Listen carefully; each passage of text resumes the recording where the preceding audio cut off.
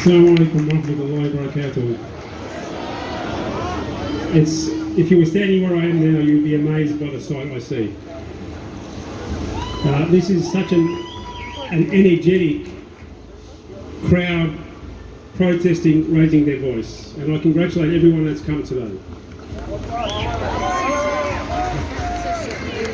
Yes, makes sense. I would like to acknowledge the traditional custodians of the land, as is appropriate, particularly today. I'd also like to acknowledge the outcome of yesterday's referendum. First Nations people are resilient and refuse to be erased. Okay. And the struggle continues. Their struggle continues. And Palestinians likewise. Palestinians have shown remarkable resilience and strength to endure 75 years plus of occupation and dispossession, and we stand with them. I'm here to talk about what's happening here in Australia, and it's not only in Australia, but it's around, particularly the Western world. I think you've all seen and you've all been disturbed and dismayed by the statements coming out of our political leaders, the reporting, often hysterical, about what's happening in Israel and Gaza, and the underlying bias and discrimination that underpins some of the statements that have been made. Let's unpack this for a second. The way it is being portrayed is that Hamas or the Palestinians, and I want to actually use their language, because it's not Hamas, it's the Palestinians fighting for their freedom. The Palestinians, yes, absolutely. So language is so important, brothers and sisters. Language is so important. Don't allow yourselves to be co-opted to use their language in their frames of reference. It is the Palestinians who are fighting for their freedom. It's not Hamas.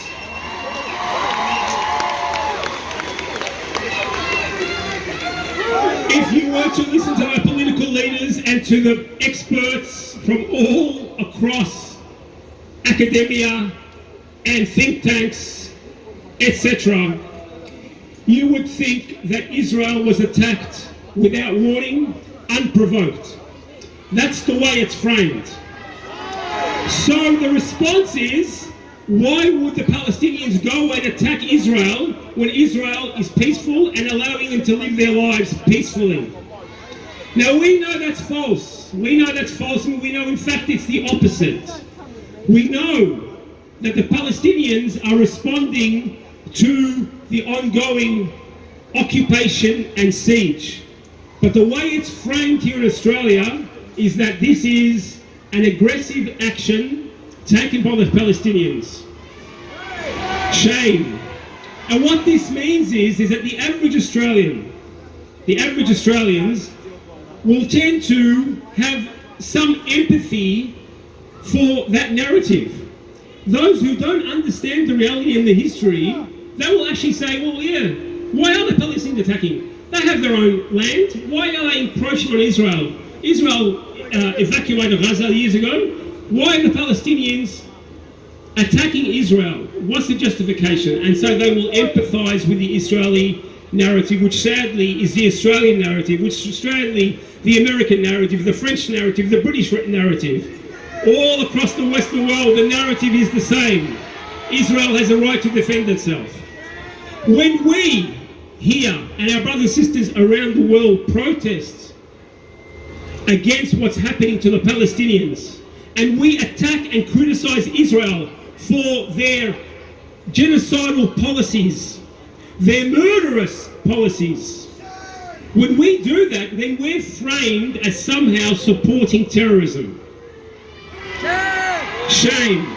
We can't allow that to happen. Those that have hate towards Islam and Muslims, and that is a reality, and I know there are many non-Muslims here today, but I'm sure you can understand what we are talking about. Those who have hatred towards Muslims and Islam will buy into that narrative very, very, very warmly and appreciatively, and they will use that as an excuse to increase their hate and their attacks upon the local Muslim community. And that's why the sister mentioned we have experienced an increase in Islamophobia. We have experienced an increase in hate that's been expressed online. Phone calls, hate phone calls and incidents. I know of mosques around Australia that have been targeted. Thankfully, none here in Victoria yet.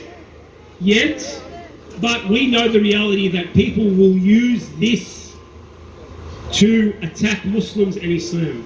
And we cannot allow that to happen.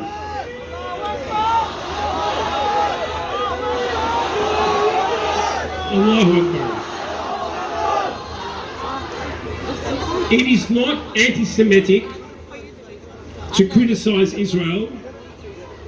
Supporting Palestine doesn't mean supporting Hamas. We all know that. Yes, we do.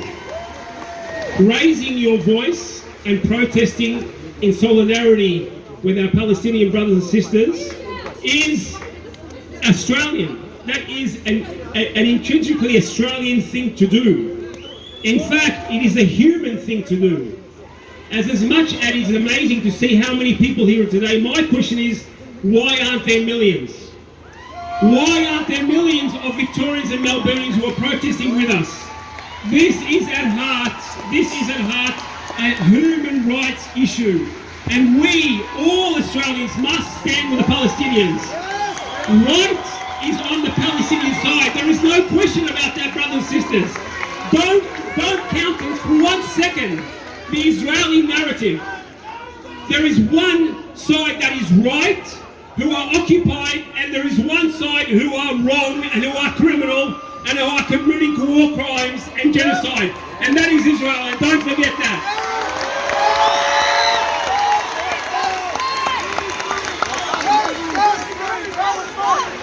Free, free Palestine.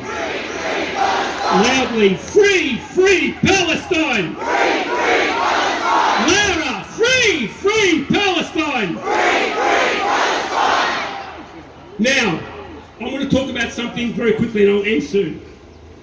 And we must be honest with each other. We must differentiate between legitimate resistance actions, and everything that has happened is a legitimate response to occupation and siege. And our message to all of those who asked us to condemn is this: when have you ever condemned Israeli actions and killings and occupation and genocide? When has a media spokesperson ever called an Israeli official or embassy official and said, do you condemn Israel? Never, it never happens. But yet, when Master is interviewed, when I've been interviewed, when any Palestinian representative is interviewed, the first question is, do you condemn the actions of Hamas? Shame on them. Shame on them.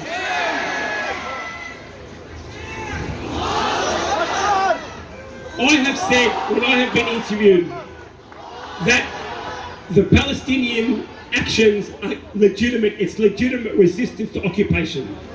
And I've also said, if any Palestinians are guilty of war crimes, then they should be held to account. But before they are held to account, hold the thousands of Israelis over decades that have committed war crimes.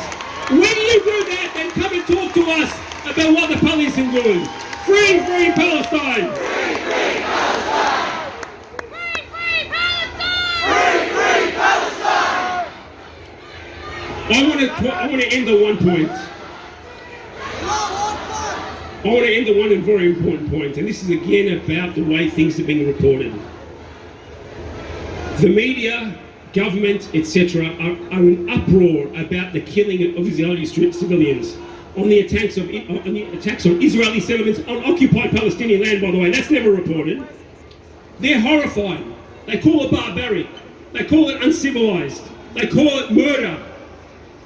Dropping bombs on densely populated civilian areas and buildings when you know what civilians are there, how is that any less murderous and callous than what happened on Saturday? How is that different?